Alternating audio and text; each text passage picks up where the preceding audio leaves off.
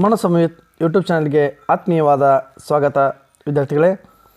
ಇಂದು ನಾವು 2025-26ನೇ ಸಾಲಿನ 9ನೇ ತರಗತಿಯ ವಿಷಯ ವಿಜ್ಞಾನ ಕನ್ನಡ ಮಾಧ್ಯಮದ ವಿಜ್ಞಾನವನ್ನು ಕುರಿತು ಇಂದು ನಾವು ತಿಳಿದುಕೊಳ್ಳೋಕ್ಕಿಂತ ಮುಂಚೆ ನಮ್ಮ ಚಾನಲನ್ನು ಇಲ್ಲಿವರೆಗೂ ಯಾರು ಸಬ್ಸ್ಕ್ರೈಬ್ ಮಾಡದೆ ನೋಡ್ತಾ ಇದ್ದೀರೋ ಅವರು ಸಬ್ಸ್ಕ್ರೈಬ್ ಮಾಡಿ. ಬನ್ನಿ ಮೊದಲನೇ ಪಾಠದ ಪ್ರಶ್ನೆಗಳನ್ನು ನೋಡೋಣ. ಇವು ಅಬ್ಜೆಕ್ಟಿವ್ ಟೈಪ್ ಕ್ವಶನ್ಸ್. ನೋಡಿ, ಅಬ್ಜೆಕ್ಟಿವ್ ಟೈಪ್ ಕ್ವಶನ್ಸ್ ಇವೆ. ಇವುಗಳನ್ನು ಒಂದೊಂದಾಗಿ ಬರೆದುಕೊಳ್ಳಿ ವಿದ್ಯಾರ್ಥಿಗಳೇ. ಕರೆಕ್ಟಾಗಿ ನಿಮಗೆ ಬರೆದುಕೊಳ್ಳಲು ಅನುಕೂಲ ಆಗಲಿ ಅನ್ನುವಂಥ ಉದ್ದೇಶದಿಂದ ನಾವೇನು ಮಾಡಿದ್ದೀವಪ್ಪ ಅಂದ್ರೆ ಇವನ್ನ ವಿಡಿಯೋದಲ್ಲಿ ಸ್ಟಾಪ್ ಮಾಡ್ತಾ ಹೋಗಿದ್ದೇವೆ.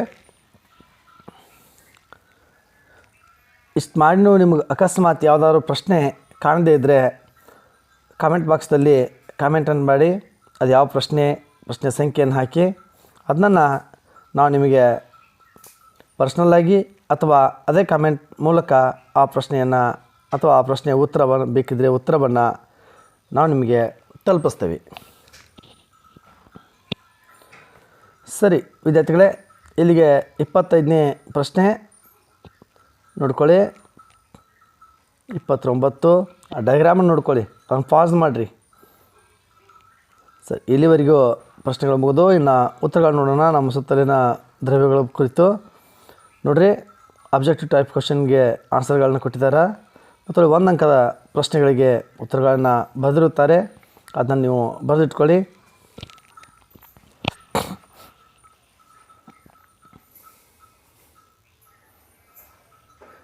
ನೋಡಿ, ಪ್ರತಿಯೊಂದು ಪ್ರಶ್ನೆಗೂ ಎಷ್ಟು ಅವಶ್ಯಕವೋ ಅಷ್ಟು ಉತ್ತರವನ್ನು ಬರೆದಿರ್ತಾರೆ. ನೀವು ಕೂಡ ಸುಮ್ಮನೆ ಲೆಂದಿಯಾಗಿ ಬರೆಯೋದಕ್ಕಿಂತ ಎಷ್ಟು ಅವಶ್ಯಕತೆ ಇರುತ್ತೋ ಅಷ್ಟನ್ನು ಬರೆಯಿರಿ. ಆದರೆ ಅಕ್ಷರಗಳು ಅಂದವಾಗಿರಲಿ ವಿದ್ಯಾರ್ಥಿಗಳೇ. ಮೊದಲು ಪ್ರಾಶಸ್ತ್ಯವನ್ನು ಓದುವುದ್ರ ಜೊತೆಗೆ ಅಂದವಾದ ಅಕ್ಷರಗಳಿಗೂ ಕೂಡ ನೀಡಿ. ಅಂದವಾದ ಅಕ್ಷರಗಳಾಗಿದ್ದರೆ ನಿಮ್ಮ ಆನ್ಸರ್ದಲ್ಲಿ ಕೇವಲ ಒಂದೇ ಒಂದು ಅಂಕ ಕೂಡ ಕಟ್ ಆಗೋಂಗಿಲ್ಲ. ಅಕ್ಷರಗಳು ಅಂದವಾಗದೇ ಇರುವಾಗ ನಾವು ಸಮಸ್ಯೆ ಏನಾಗುತ್ತಪ್ಪ ಅಂದ್ರೆ, ನಾವೊಂದು ಆನ್ಸರ್ ಬರೆದಿರ್ತೀವಿ, ಒಂದು ಅಕ್ಷರ ಬರೆದಿರ್ತೀವಿ, ಆ ಅಕ್ಷರ ಅವರಿಗೆ ಮತ್ತೊಂದು ರೀತಿ ಕಂಡು ಅಲ್ಲಿ ಉತ್ತರದ ರೀತಿಯನ್ನೇ ಬೇರೆಯಾಗಿಸುತ್ತೆ ವಿದ್ಯಾರ್ಥಿಗಳೇ. ಆದ ಕಾರಣ ನೀವೇನು ಮಾಡಬೇಕು, ಸರಿಯಾಗಿ ಆನ್ಸರ್ಗಳನ್ನು ಬರೀಬೇಕು. ನೋಡಿ, ಯಾಕಂದರೆ ಅಕ್ಷರಗಳು ಅಂದವಾಗೋರು ಪ್ರಾಕ್ಟೀಸ್ ಮಾಡುವ ಅಗತ್ಯ ಬೀಳಂಗಿಲ್ಲ. ಹಾಗೆ ನೀವೀಗ ಹೈಸ್ಕೂಲಿಗೆ ಬಂದಿರ್ತೀರಪ್ಪ ಅಂದ್ರೆ ನಿಮಗಲ್ಲಿ ಸಾಕಷ್ಟು ಡ್ರಿಲ್ ವರ್ಕ್ ಆಗಿರುತ್ತೆ. ಅಂದರೆ ನಿಮಗೆ ಹೋಮ್ವರ್ಕನ್ನು ಕೊಟ್ಟಿರ್ತಾರೆ ಮತ್ತು ಪ್ರಾಜೆಕ್ಟ್ ವರ್ಕ್ ಇರ್ತಾವೆ, ಹಾಗೆ ಪ್ರಶ್ನೋತ್ತರಗಳನ್ನ ಬರೀರಿ ಎಂದಿರ್ತಾರೆ. ಎಲ್ಲವನ್ನು ಬರೆದು ನಾವು ಏನಾಗ್ತಾವಪ್ಪ ಅಂದ್ರೆ ನಮ್ಮ ಅಕ್ಷರಗಳು ಆಟೋಮೆಟಿಕ್ಕಾಗಿ ಅಂದವಾಗಿ ಬಿಡ್ತಾವೆ ವಿದ್ಯಾರ್ಥಿಗಳೇ. ಆದ ಕಾರಣ ತಾವುಗಳು ಶಾಲೆಯಲ್ಲಿ ಕೊಟ್ಟಿರುವಂಥ ವರ್ಕ್ಗಳನ್ನು ನೆಗ್ಲಿಜೆನ್ಸಿ ಮಾಡಿ ಅದರ ಸ್ಕಿಪ್ ಆಗೋದಕ್ಕೆ ದಾರಿಯನ್ನು ಹುಡುಕಬೇಡಿ. ಯಾಕಂದರೆ ನಾವು ವರ್ಕ್ ಮಾಡದೆ ಸ್ಕಿಪ್ ಆದರೆ ಅಲ್ಲಿ ಏನಾಗುತ್ತೆ, ನಮ್ಮ ಬೆಳವಣಿಗೆಗೆ ತೊಂದರೆ ಆಗುತ್ತೆ ವಿದ್ಯಾರ್ಥಿಗಳೇ. ಯಾಕಂದರೆ ನಾವು ಎಷ್ಟು ಹಾರ್ಡ್ ವರ್ಕನ್ನು ಮಾಡ್ತೇವೋ ಅಷ್ಟು ನಮಗೆ ಒಳ್ಳೆಯದು. ಸುಮ್ಮನೆ ನಾವು ತಪ್ಪಿಸ್ಕೊಳ್ಳೋಕೆ ದಾರಿ ಹುಡುಕಿದೀವಪ್ಪ ಅಂದ್ರೆ ಅವ ನಮ್ಗೆ ಸಮಸ್ಯೆಗಳು ನಮ್ಮ ಸುತ್ತಲ ಕಟ್ಟಿಟ್ಟ ಬುತ್ತಿ ಆಗ್ತಾವೆ. ಆದ ಕಾರಣ ಯಾರು ವರ್ಕ್ ನಿಂತರ ಅಂದ್ರೆ ಶಾಲೆಯಲ್ಲಿರುವಂಥ ಕೆಲಸ ಕಾರ್ಯಗಳಿಂದ ತಪ್ಪಿಸ್ಕೋಬೇಡ್ರಿ. ಹಾಗೆ ಮತ್ತೊಬ್ಬರಿಂದ ಮಾಡಿಸ್ಬೇಡ್ರಿ. ಮತ್ತೊಬ್ಬರಿಂದ ಮಾಡಿಸೋದ್ರಿಂದ ನಿಮಗದು ಅರ್ಥ ಆಗಂಗಿಲ್ಲ. ಈಗ ಇವನು ಬರ್ಕೊಳ್ತ ಮುಂದಾದರೂ ಅಷ್ಟೇ ವಿದ್ಯಾರ್ಥಿಗಳೇ, ನೀವು ಟೈಮ್ ತೊಗೊಂಡು ಬರ್ಕೊಳ್ಳಿ. ಸ್ವಲ್ಪ ಟೈಮ್ ತೊಗೊಂಡು ಬರ್ಕೊಂಡ್ರಪ್ಪ ಅಂದ್ರೆ ಆವಾಗ ನಿಮಗೇನಾಗುತ್ತೆ, ಅದರ ಆಳ ಅಂದರೆ ಅದರಲ್ಲಿ ಆ ಪ್ರಶ್ನೆಯಲ್ಲಿ ಯಾವ ರೀತಿಯಾದಂಥ ಉತ್ತರವನ್ನು ಬಯಸುತ್ತೆ, ಹೊಳ್ಳಿ ಅದು ಎಷ್ಟು ಮಾರ್ಕ್ಸಿಗಿದೆ ಅನ್ನೋದು ನಿಮಗೆ ಗೊತ್ತಾಗುತ್ತೆ. ಅಂದರೆ ಅದನ್ನು ಡಿಟೇಲಾಗಿ ಕೊಟ್ಬಿಟ್ಟಿರ್ತಾರೆ. ನೋಡಿರಿ, 2ನೇ ಪಾಠದ ಉತ್ತರಗಳಿವು. ನೋಡ್ಕೋತ ಹೋಗಿ ವಿದ್ಯಾರ್ಥಿಗಳೇ, ಇಲ್ಲಿ 3ನೇ ಪಾಠಕ್ಕೆ ಕ್ರಮಸಂಖ್ಯೆಯಲ್ಲಿ ನೋಡ್ಕೊಳ್ಳಿ. 3ನೇ ಪಾಠದ ಪ್ರಶ್ನೆಗಳು.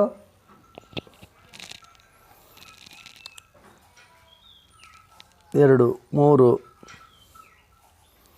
ಹೀಗೆ 4 ಪ್ರಶ್ನೆಗಳು ನೋಡ್ತಾ ಹೋಗಿ 5, 6, 7 ಪ್ರಶ್ನೆಗಳ ಆಪ್ಷನ್ಸ್ ಇವೆ. 8, 9.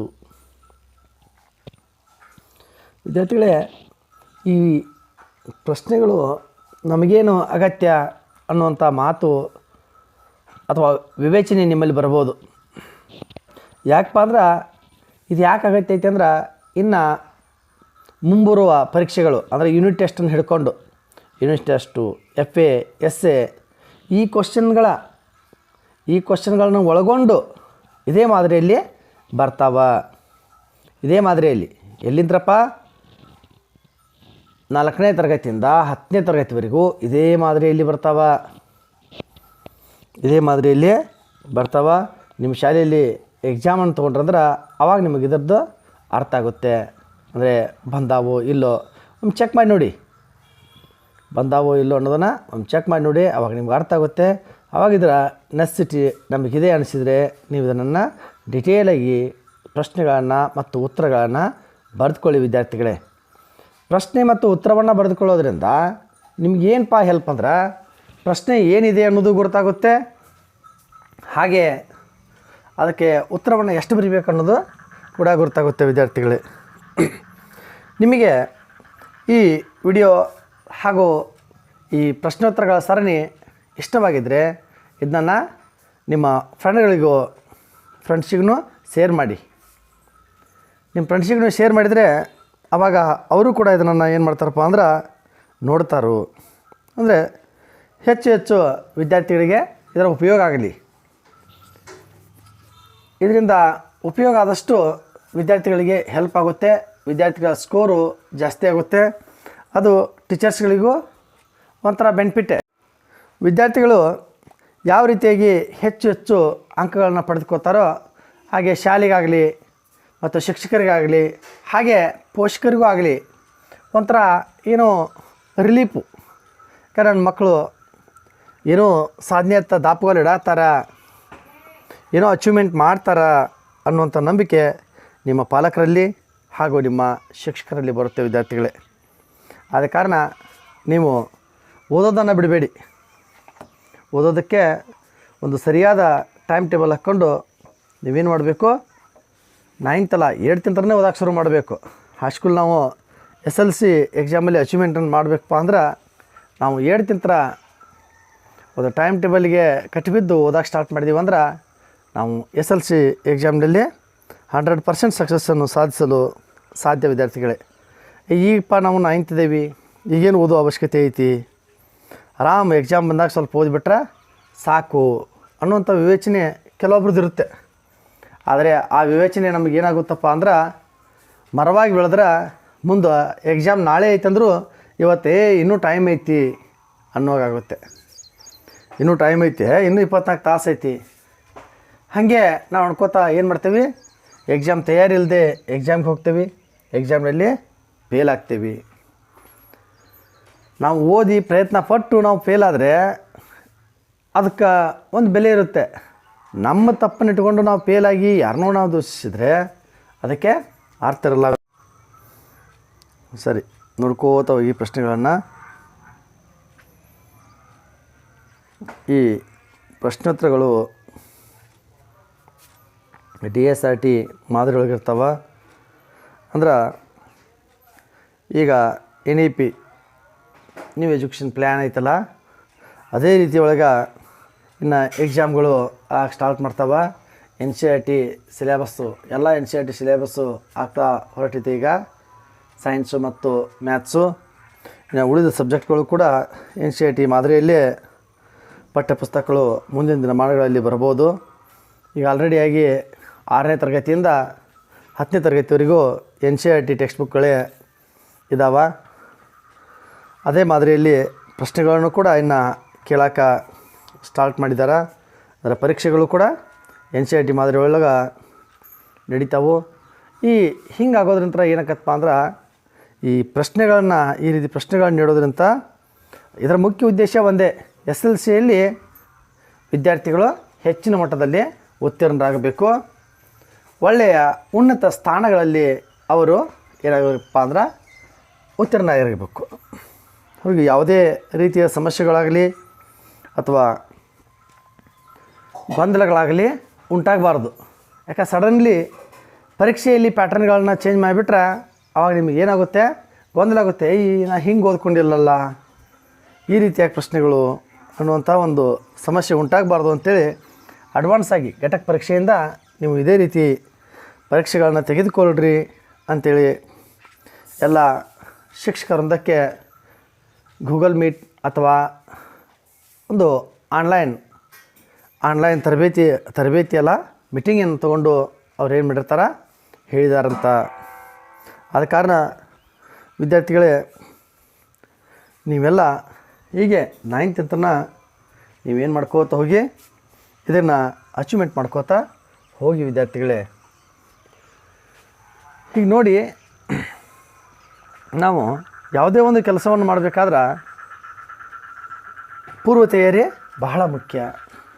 ಆ ಪೂರ್ವ ತಯಾರಿ ಇದ್ದರೆ ನಾವು ಯಾವುದೇ ಒಂದು ಕೆಲಸ ಇರ್ಬೋದು, ಈಗ ಹೊಲಮಣಿ ಕೆಲಸ ಇರ್ಬೋದು ಅಥವಾ ಮತ್ತೊಂದು ಮಗದೊಂದು ಯಾವುದನ್ನಿದ್ರೂ ನಾವು ಅದನ್ನು ಅಚೀವ್ಮೆಂಟ್ ಮಾಡ್ಬೋದು.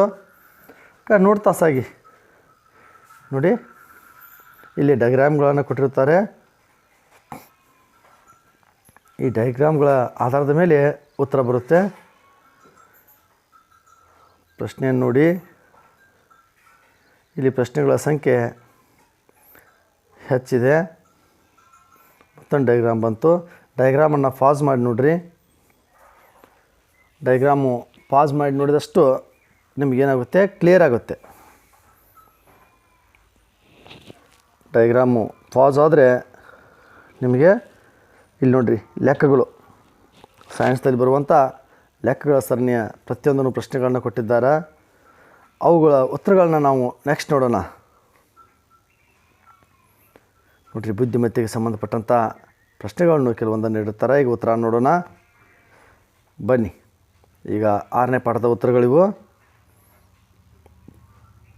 ಪಾರ್ಟ್ 1 ಅದರೊಳಗಿನ 6ನೇ ಪಾಠದ ಉತ್ತರಗಳು ನೋಡಿ ವಿದ್ಯಾರ್ಥಿಗಳೇ. ಏನಾದರೂ ನಿಮಗೆ ಬ್ಲರ್ ಅನಿಸಿದರೆ ಅಥವಾ ಕ್ಲಿಯರಾಗಿ ಕಾಣದೇ ಇದ್ದರೆ ಸ್ವಲ್ಪ ಕಾಮೆಂಟ್ ಬಾಕ್ಸ್ದಲ್ಲಿ ತಿಳಿಸಿ. ಯಾಕಂದರೆ ಇನ್ನಷ್ಟು ಡೆವಲಪ್ಮೆಂಟ್ ಮಾಡ್ಕೋದಕ್ಕೆ ಪ್ರಯತ್ನಿಸ್ತೇನೆ. ಯಾಕಂದರೆ ನಾನು ಇದನ್ನು ವಿಡಿಯೋನ ಮೊಬೈಲಲ್ಲಿ ಮಾಡ್ತಾ ಇರೋದರಿಂದ ಇಲ್ಲಿ ಕೆಲವೊಮ್ಮೆ ಏನಾಗುತ್ತೆ, ಕ್ಲಿಯರೆನ್ಸು ಸ್ವಲ್ಪ ಕಡಿಮೆ ಇರುತ್ತೆ. ಅಂದರೆ ಅದನ್ನು ನಾವು ಕ್ಲಿಯರ್ ಮಾಡಿ ಅಪ್ಲೋಡ್ ಮಾಡೋದಕ್ಕಾಗಿ ಪ್ರಯತ್ನಿಸ್ತೇನೆ. ಅಂದರೆ ನಿಮ್ಮ ಮೊಬೈಲ್ಗಳಲ್ಲಿ ಹೆಂಗೆ ಬರುತ್ತೆ ಅನ್ನೋದನ್ನು ನೀವು ಸ್ವಲ್ಪ ತಿಳಿಸಿ. ಈಗ ನೋಡಿ, ಉತ್ತರಗಳನ್ನ ನೋಡ್ತಾ ಹೋಗಿ. ಉತ್ತರಗಳು ಮತ್ತು ನೋಡ್ಕೊಂತ ಅಷ್ಟೇ ಕುಂದ್ರಬೇಡ್ರಿ, ಅದನ್ನು ಬರ್ಕೋರಿ, ನೋಟ್ ಮಾಡ್ಕೋರಿ. ಪಾಸ್ ಮಾಡಿರಿ ವಿಡಿಯೋ ಪಾಸ್ ಮಾಡಿ ನೀವು ಆ ಆನ್ಸರ್ಗಳನ್ನ ಬರ್ಕೊಳ್ಳಿ. ಕೊನೆಗೆ ನಿಮ್ಗೆ ಅಗತ್ಯ ಇರುವಂಥ ಆನ್ಸರ್ಗಳನ್ನಾದರೂ ನೀವೇನು ಮಾಡ್ಕೋಬೇಕು, ಬರ್ಕೊಳ್ಳೇಬೇಕು. ಅಂದರೆ ಮಾತ್ರ ನಿಮಗದರ ಉಪಯೋಗ ಸಂಪೂರ್ಣ ಆಗುತ್ತೆ. ಇಲ್ದಿದ್ರೆ ಅದು ಕೇವಲ ಕಾಟಾಚಾರಕ್ಕೆ ವಿಡಿಯೋ ಯಾರೋ ಬಿಟ್ಟಿದ್ದಾರಪ್ಪ ನೋಡೋಣ ಅಂತ ಅನಿಸುತ್ತೆ. ಆದರೆ ಅದೇ ಎಕ್ಸಾಮ್ ಮುಗಿದ ನಂತರ ಕೆಲವೊಬ್ರು ಯಾರೋ ಹಿಂಗೆ ಬಿಟ್ಟಿದ್ರು, ಅದನ್ನು ನೋಡಿ ನಾನು ಈ ರೀತಿ ಸಕ್ಸಸ್ ಆದ್ನಿ ಅಂಥೇಳಿ ನಿಮ್ಮ ಮುಂದೆ ಹೇಳಿದಾಗ ನಿಮಗೆ ನಾನು ನೋಡಿದ್ನಿ, ಸುಮ್ಮನೆ ಸ್ಕ್ರೋಲ್ ಮಾಡೀನಿ ಅಂತ ಅನ್ನಿಸ್ಬಾರ್ದು. ಅದಕ್ಕೆ ವಿದ್ಯಾರ್ಥಿಗಳೇ, ಸರಿಯಾಗಿ ಬರೆದುಕೊಂಡು ಅದನ್ನ ಜೊತೆಗೆ ನಿಮ್ಮಲ್ಲಿ ಅಳವಡಿಸ್ಕೊಂಡು ಹೆಚ್ಚದನ್ನು ಓದ್ಕೋರಿ. ಇದೊಂದೇ ವಿಷಯ ಅಲ್ಲ, ಎಲ್ಲ ವಿಷಯಗಳನ್ನು ಬಿಡ್ತೀನಿ.